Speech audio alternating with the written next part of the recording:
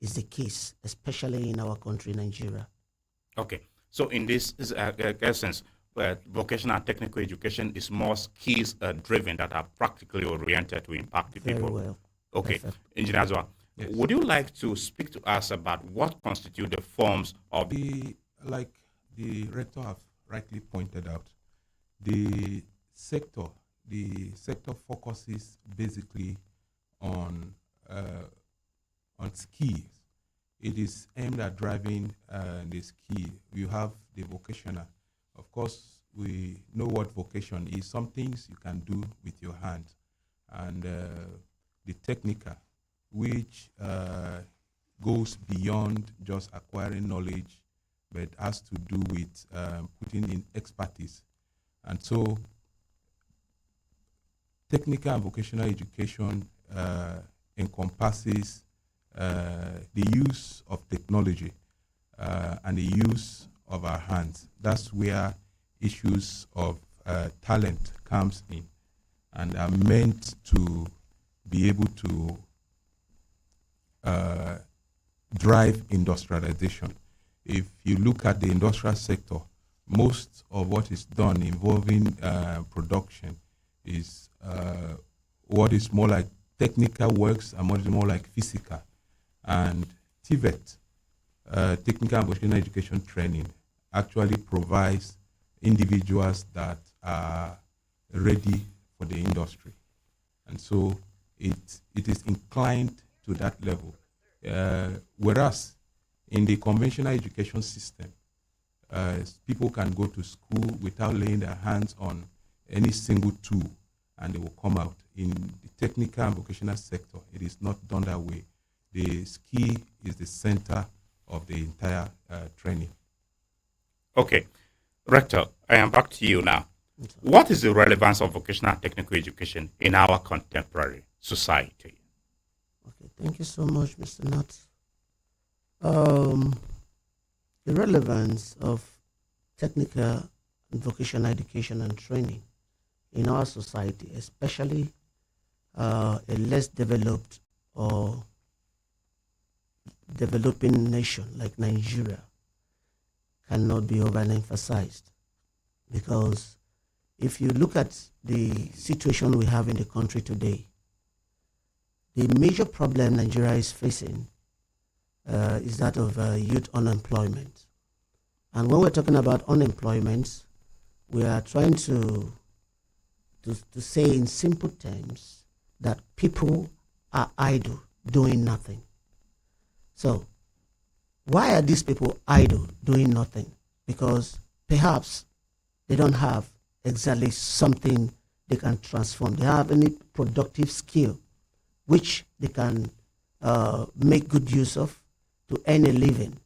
So the TVET, which, as we said, aim at enhancing skill acquisition and then aims at practical job-related skills, to be precise, helps these these youths to gain knowledge, practical knowledge, which can also be transformed into productive activities. So it helps to boost the GDP as a result of the productivity that comes from these activities. It also helps so much to reduce unemployment in the society, which can go a long way to control the social ills that comes with idleness.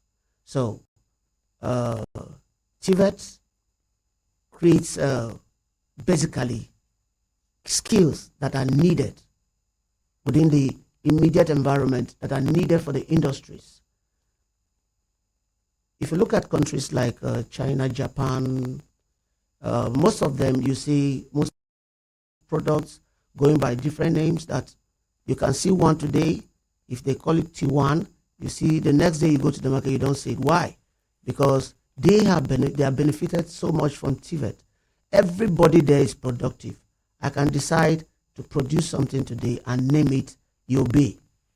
That is the name of the product.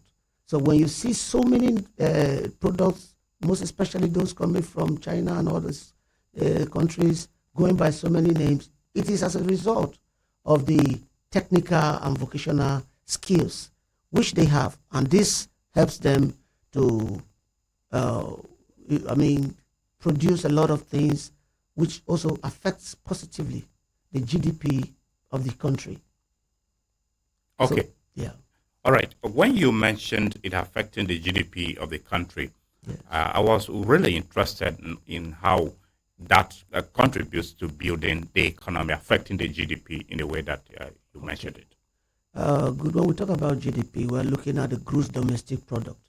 And by in simple terms, we're referring to the monetary value of the goods and services produced within a country in a given period of time, which is usually 1 year.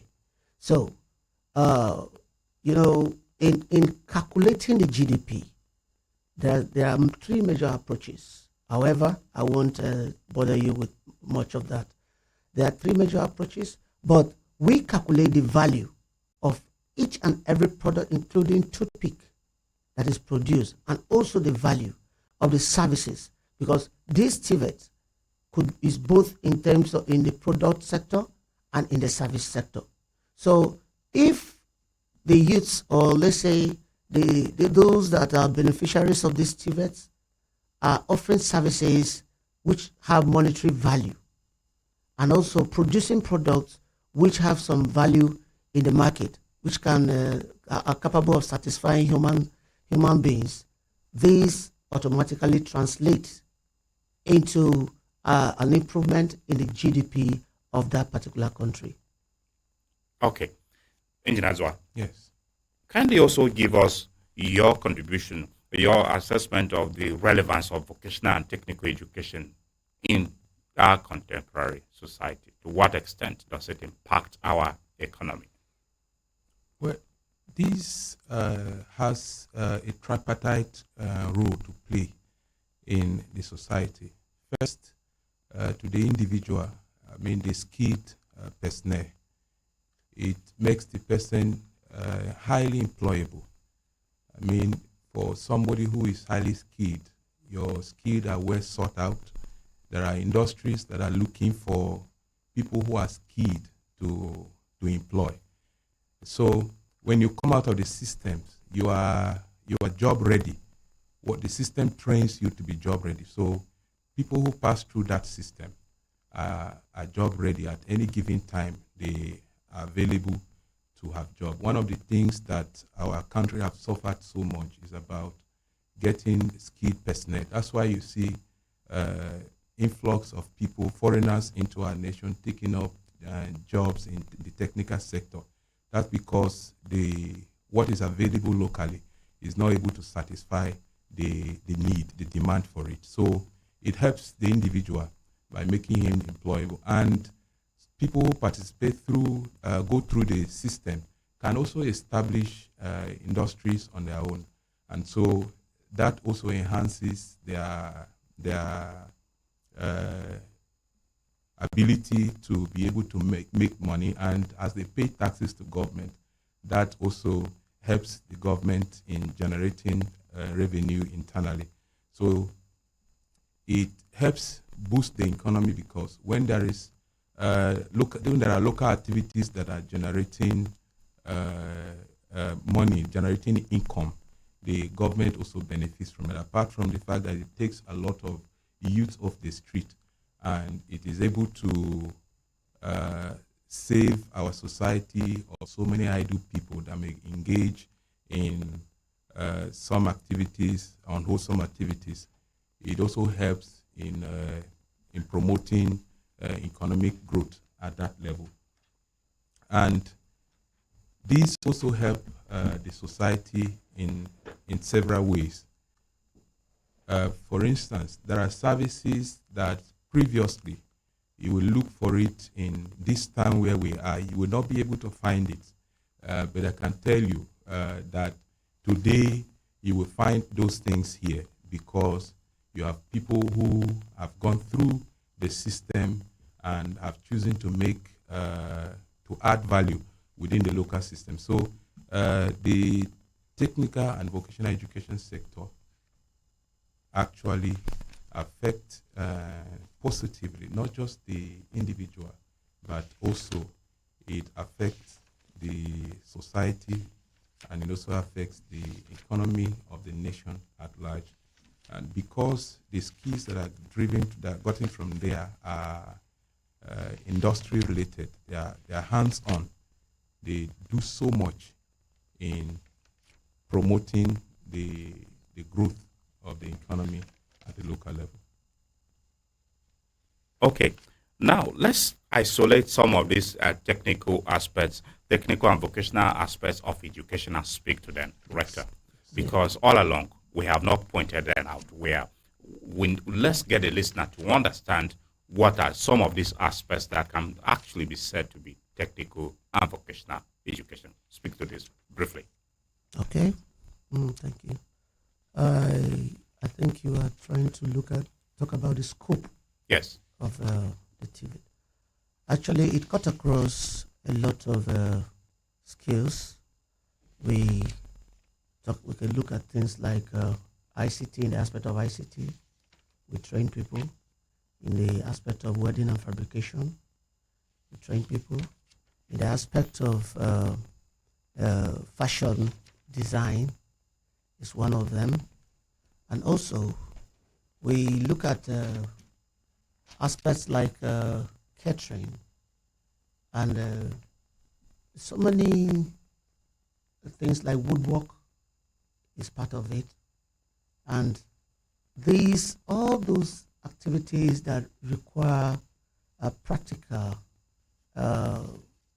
approach and not class approach or knowledge approach are within the confines of the TVET, the vocational and education, vocational and technical education as captured. It's broad.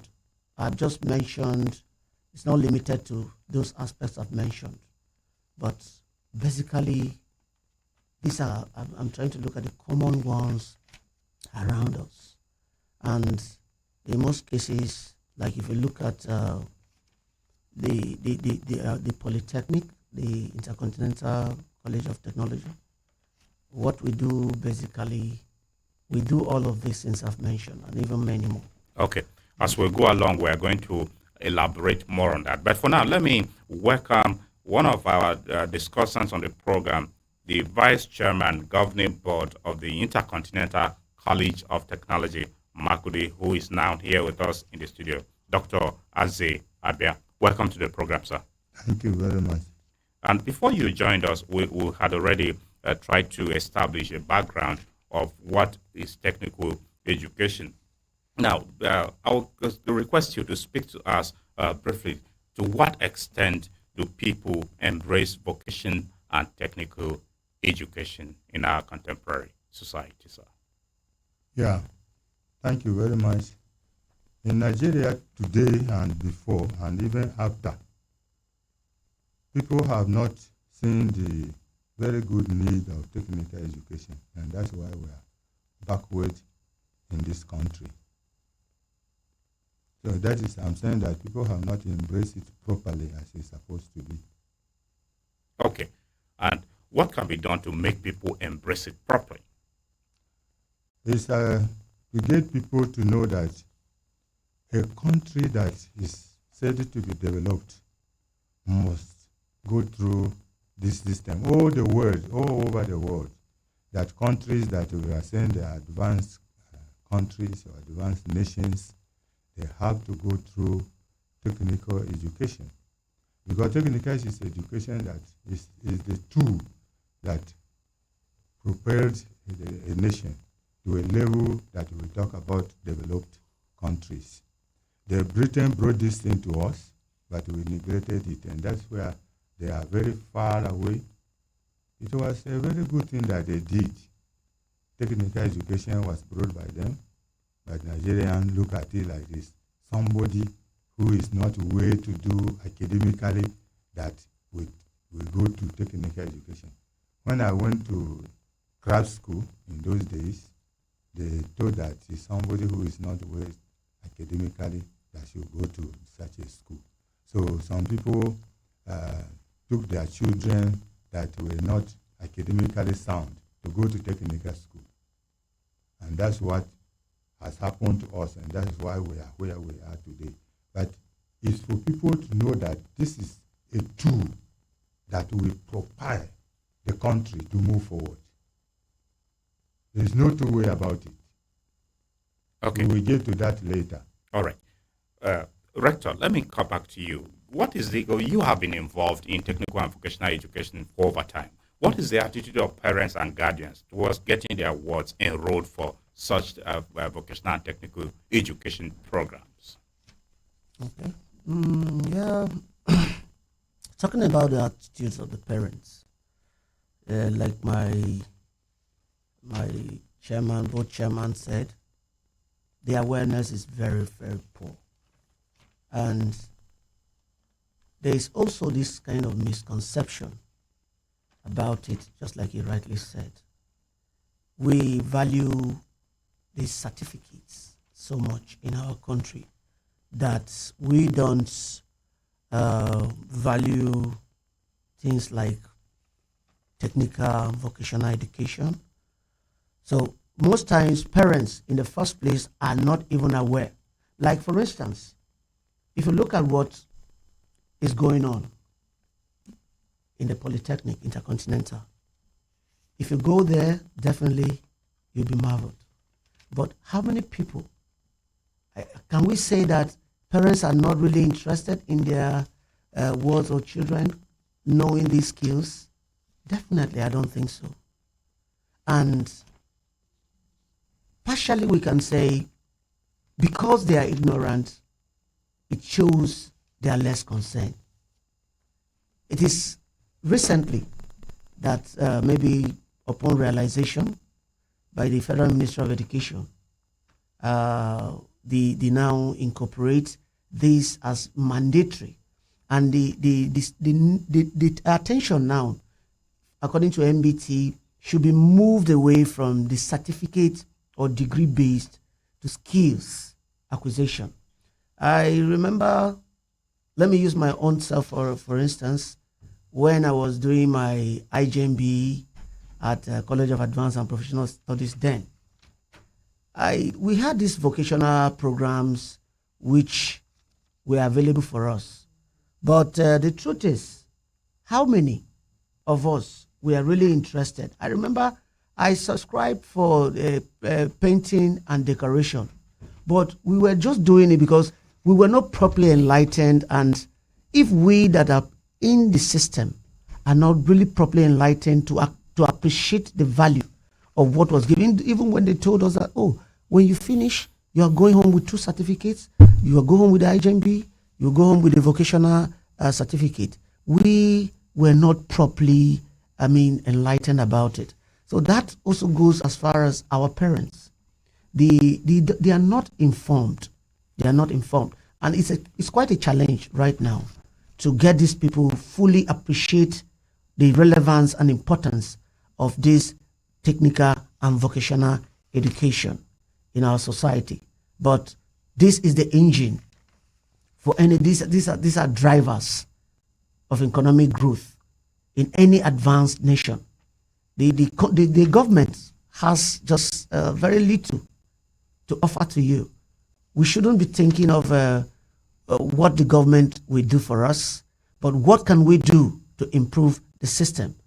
So if our parents are well knowledgeable about the importance, I think it will go a long way to curtail some of these challenges we are facing economic-wise.